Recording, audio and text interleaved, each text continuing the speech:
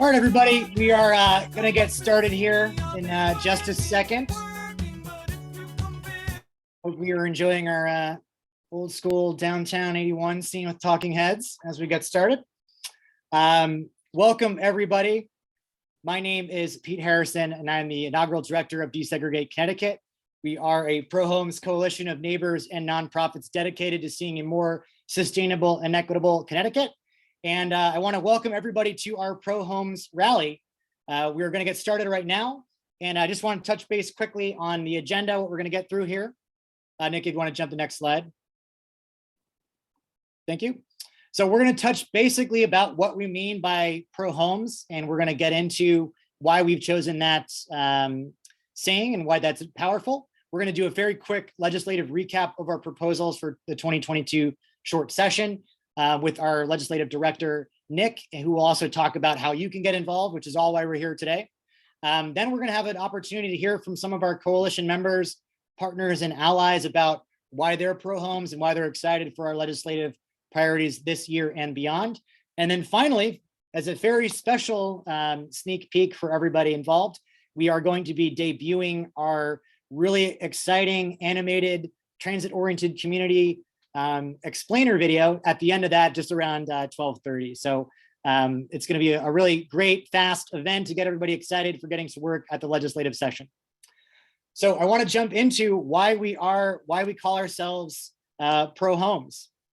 And to go quickly through our coalition, we have over 80 groups across the state, from climate justice groups to faith-based groups to community development groups, anti-racist groups.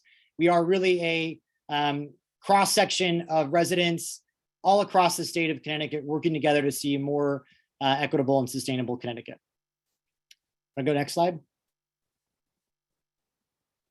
Sorry, there's a little lag here too. We can skip over the coalition stuff and get right into Pro Homes. So you've probably heard on our website or seen us at events talk about Pro Homes, but I think it's worth talking about why we've chosen that. So, why do we say pro homes and not pro housing or pro development? Well, because a home means something to all of us. It can be a physical structure, like a house, like an apartment, like an ADU. It can be a physical place, like your block, your town, or your city. And it's a community with a past, a present, and a future. And that's what we're all here working together towards. To be pro homes is to believe that everyone has a right to a safe, affordable, and accessible home. We believe in the need to build and preserve all kinds of homes for people of all income levels and ages in our state, to finally solve the housing crisis that we all agree exists and needs to be solved.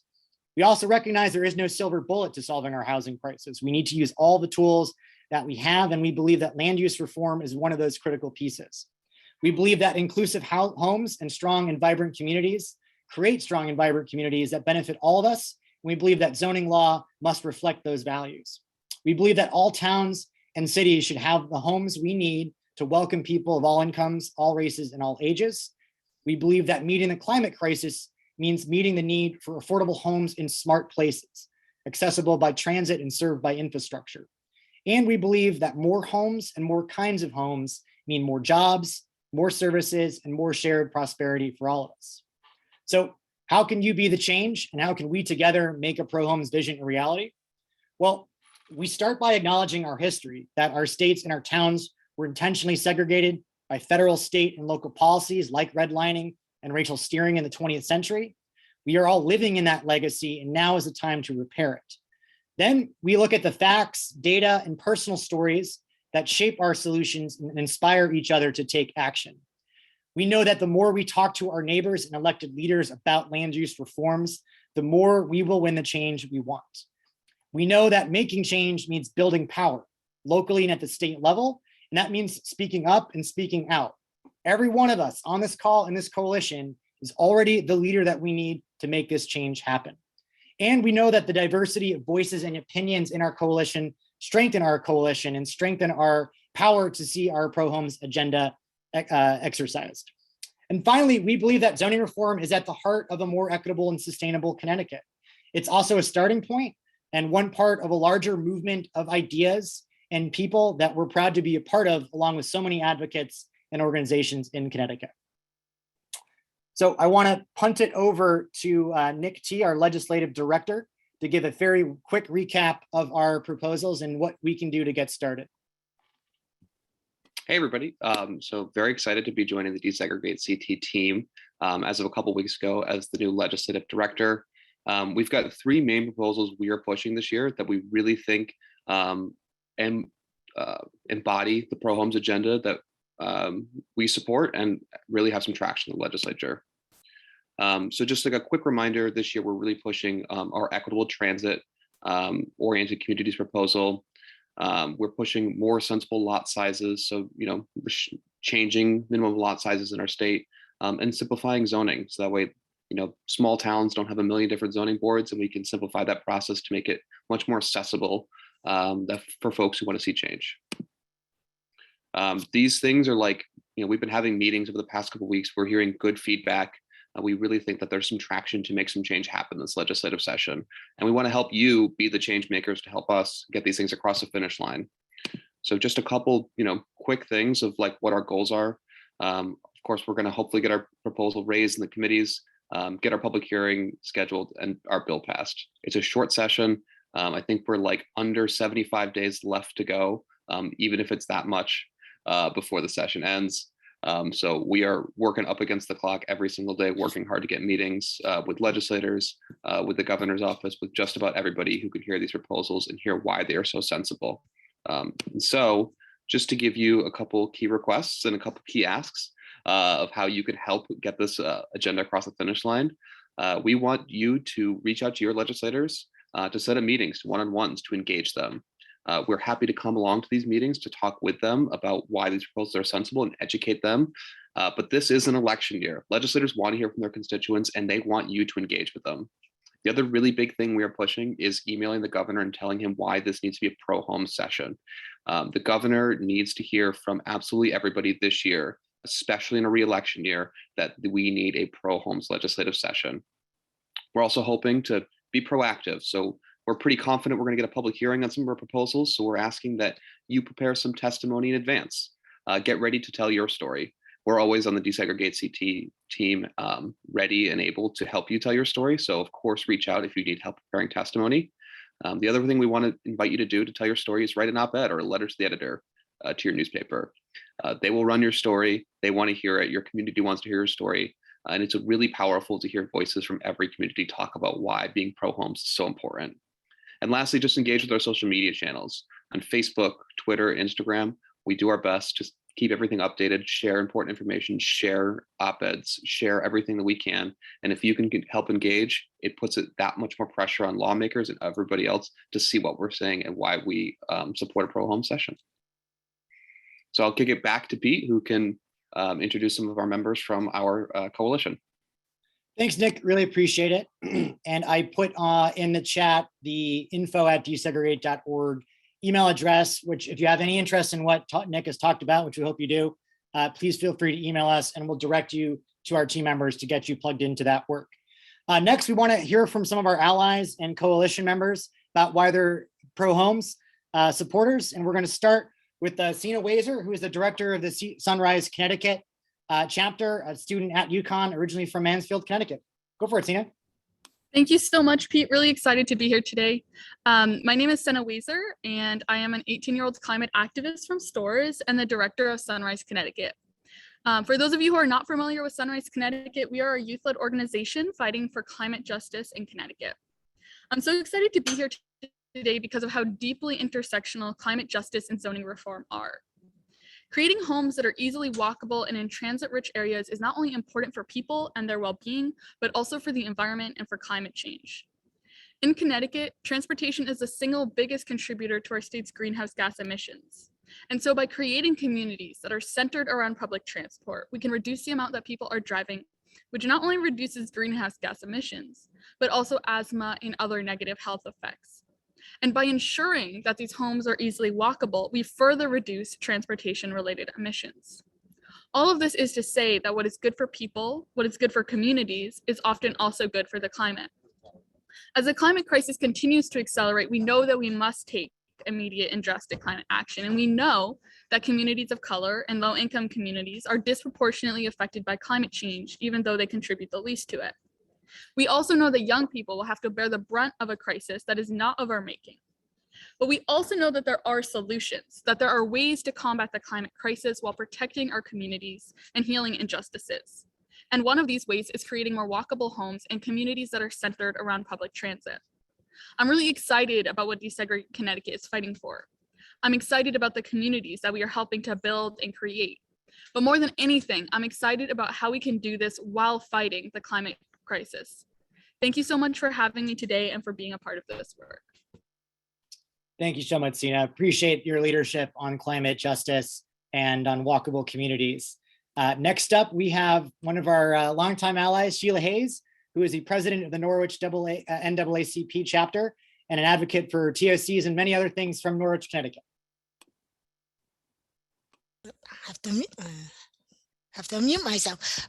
Good afternoon, everyone. My name is Sheila Hayes. And it's a pleasure actually to be able to speak about pro homes and the transit-oriented communities. So living out here in Eastern Connecticut, we have obviously some urban centers, but we have more rural areas in Connecticut. But we have a very diverse population throughout at least Southeastern Connecticut. And we lack actual meaningful home development, housing development, multi-faceted development to allow for us to really incorporate public transit, public transportation into our daily lives, as well as getting people back and forth to work. That seems to be the biggest deterrent in this area, is that we have to rely on driving. Most people have cars or need some type of private transportation in order to get to work. And we really feel the need that it is time, and I've spoken to legislators now for the past 3 or 4 years on both sides of the aisles, to really address the issue of having sustainable walking and vibrant communities where people can live and work in proximity or have easy access to transportation in order to go back and forth to work or to have leisure time. So it is imperative to me that and to our organization that we support the efforts and the upcoming legislation to ensure that the opportunities to reduce the impact of the climate, what's happening to our environmental justice in our communities and cities, are that we have a chance to impact them in a very positive way. Another opportunity, I know here in the city of Norwich, we have an opportunity to impact our local community, because every 5 years we have to do a community needs assessment or a plan on, it's called the City Commission Planning and Development plan that it has to be produced. So we will be weighing heavily into that and promoting that even the city of Norwich, as diverse as it is, as it has multi-use facilities, there's more we can still do with our neighborhoods, with our city and our communities.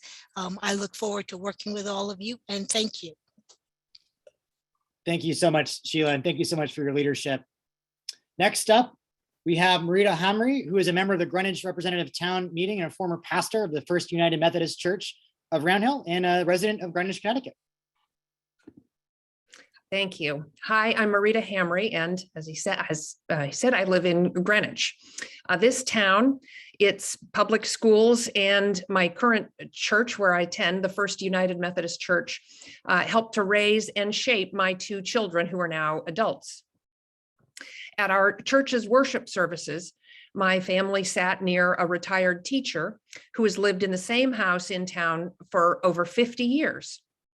We sat behind an aging husband and wife who recently had to move to Wilton because they could no longer afford to live in this town where they raised their children. In another pew, there was a 90-year-old woman who has lived for decades in the town's public housing after having come from the Bahamas to Greenwich to raise other people's children. Always in the same pew, there was a man with severe palsy who managed to walk to church every Sunday from his room in nearby public housing.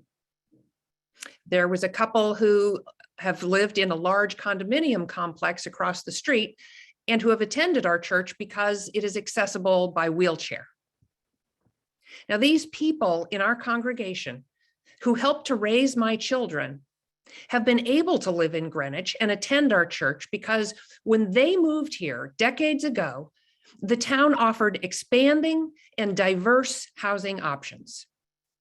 They moved here when the town allowed homeowners to subdivide their property, when the town encouraged new housing, and when the town built new public housing, albeit not originally intended for people of color. Today, the moderate density middle-class neighborhoods have been transformed to allow for very large properties that would become homes to the likes of Donald Trump and Ray Dalio.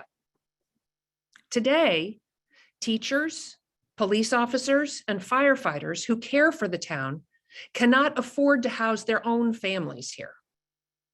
And the people who clean houses or mow the lawns or stock the grocery stores have to look farther and farther away for a place to sleep at night.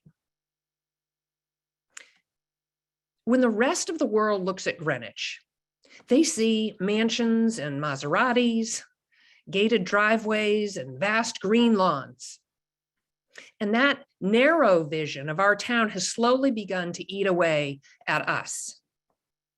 This singular image of what each of us should be, of the ideal life and house that we should all aspire to and that only the smartest and best can attain, it has bred a resentment that has been festering for years.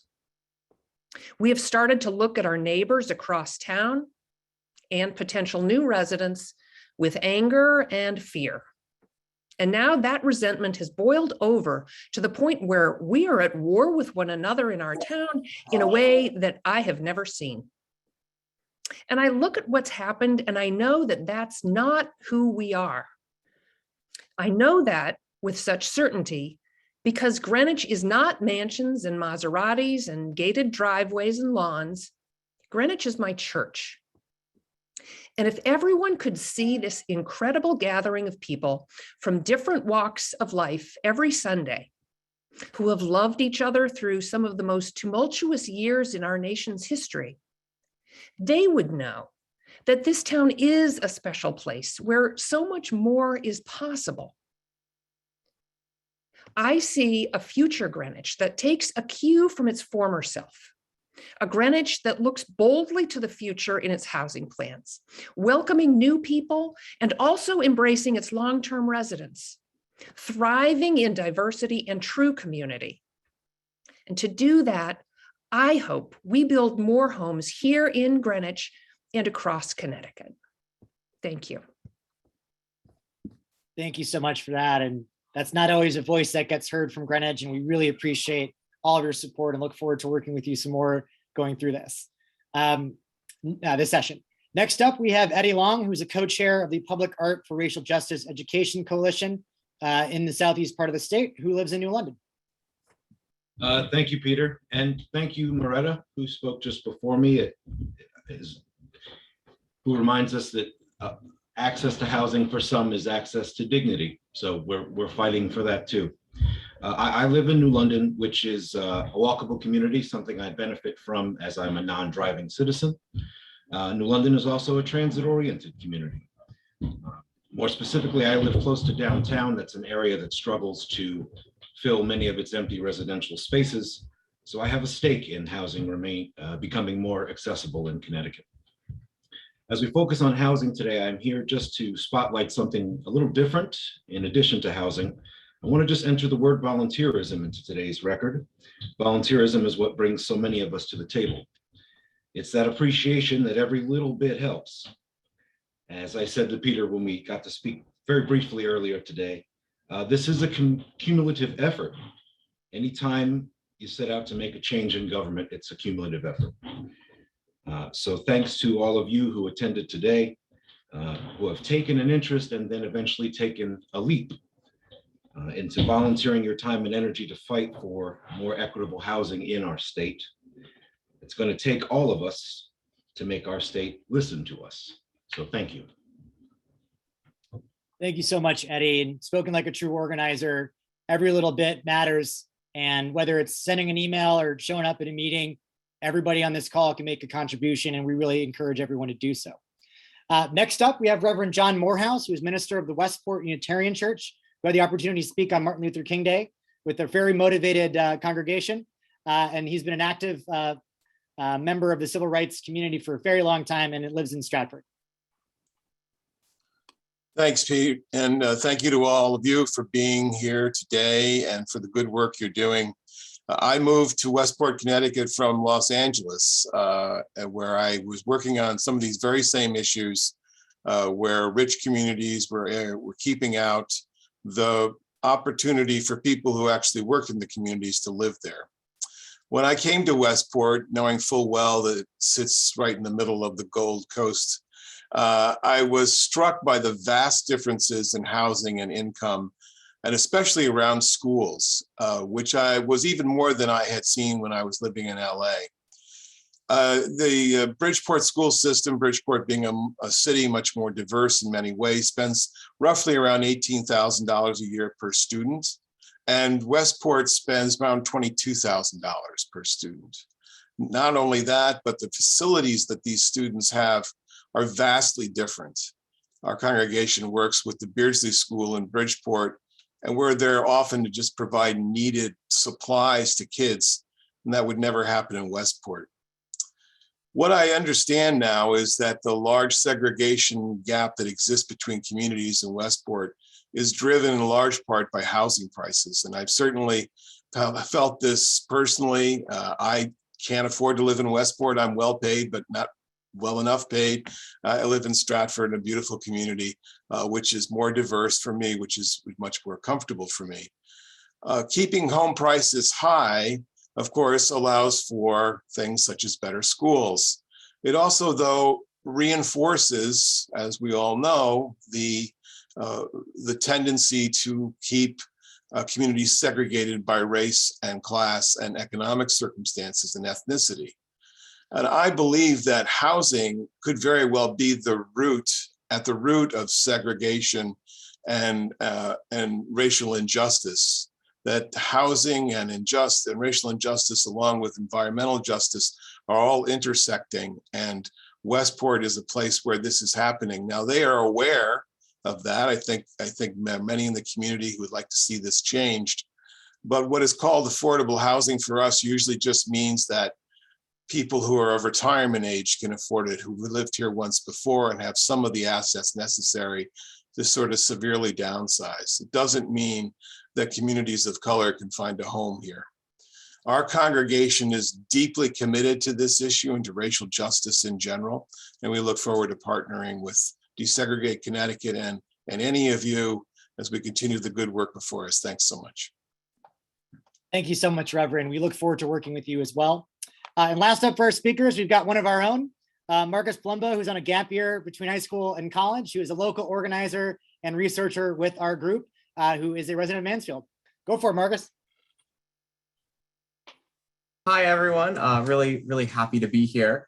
So first, I'm just going to talk a little bit about how I got involved with Desegregate Connecticut. And I think it started with, for me personally, reading this book that I'm sure many of you are familiar with called The Color of Law, which effectively highlights how policy at all levels of government, especially during the 20th century, created housing segregation. In other words, that it was not just something that happened by accident, but was rather the result of discriminatory policies. And so at the same time as reading that, I was fortunate enough to hear one of the Desegregate team members, someone who used to work for the group, Luke, who spoke at this virtual debate camp that I was attending. And after hearing him speak, I was really excited to see that there was people in my state who were working on these issues, and I wanted to get involved. And so I got to go to one of their in-person events and meet the team, and that's what sealed the deal for me. That's when I decided that I wanted to get to know these people better and to work on this myself. So I want to talk a little bit about the part of the state that I'm in. So I'm from Mansfield, which is, part of the quiet corner of Connecticut, which, as the name implies, tends to be a bit more rural. However, Mansfield itself is sort of an interesting exception because it does have UConn, which is a very big university. And it actually has, in the last few years, turned into an example of a sort of walkable community. It has a little downtown, there's restaurants and stores and even a few museums, and there's a lot of multi-unit housing within walking distance of those things. However, unfortunately, the UConn campus and the part of town directly adjacent to it is the only part of town that has those features, which means that it really only benefits the UConn students as opposed to the rest of the people in town. Most of town is zoned exclusively for single family as of right on extremely large lots, about 2 acres, which means that pretty much anyone who lives in town has to use a car to get around. There's no way for you to be able to walk and access any sort of transport or restaurants unless you have a car. And it also, multifamily housing is pretty hard to build too, because it's not allowed as of right, except for a few specific chunks of town. And that poses some significant barriers to building affordable housing. However, there have been some positive steps I want to highlight. In fact, the town recently has been working with developers on a 358 unit mixed use development with 10% specified as affordable. However, the project I want to mention was actually almost halted because UConn sneakily bought out the land underneath it to prevent it from being developed. But fortunately, our local government officials pushed back against UConn and got them to back down, and has allowed the development to proceed. So I do want to highlight that, because that, standing up against them took guts, and I'm happy that development is going to be able to go forward. So definitely there's been some progress. However, as we've talked about here, there's a lot more that needs to be done. And so I'm really looking forward to continuing to help push for the proposals that we've outlined here and help make our state a better place to live and work and to live and be. So I'm really, really happy to be here with everyone. And thank you again for giving me the opportunity to speak. Thank you so much, Marcus, and appreciate all the young people that we've got involved with this movement. That's a really grounding thing. It makes me feel young or maybe old. But I want to say thank you to all of our speakers that participated today. It's just so much fun to hear so many different voices from all across the state talk about a Pro Homes vision. And I'm excited to work with all of you on getting our proposals passed this year. So as promised, we had a final little benefit for joining us on the rally today. We have a really exciting short 2-minute animated video that explains what transit-oriented communities could be like Connecticut. This is a world premiere event. We just finished the video. So I'm cautiously optimistic that we can play this on Zoom for everybody. But we're gonna be sending this out, and you're gonna be sharing with your coalition members and neighbors as well. So really excited to share that. So let's fire that up. It's too impossible. We all love Connecticut, but finding a place to live can be close to impossible. We don't have enough housing, so we see bidding wars that price out growing families. We don't build homes in places where people want to live, so we see young people moving away to start their careers. And the way our communities are built also means we end up living far away from school, work, and stores, forcing us to drive everywhere. This creates more pollution that harms our health, and it destroys our natural spaces. Connecticut only builds one-size-fits-all housing, big, single-family homes on really large lots. But this kind of housing isn't for everyone.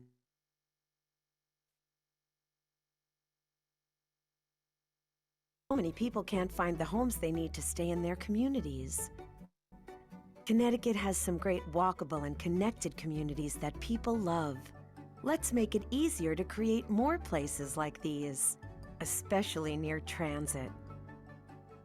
Transit-oriented communities are a win for all of us. They include homes that are more affordable and accessible. They strengthen our economy. They reduce traffic and pollution, and they make our communities more vibrant places to be. Connecticut is a great place for transit-oriented communities. We have a robust public transit system, and we can get so much more out of it when we connect it with smart land use planning. It's time for Connecticut to make it easy to build more homes near transit. It's the smart thing to do. It's the popular thing to do. So let's make it happen in Connecticut.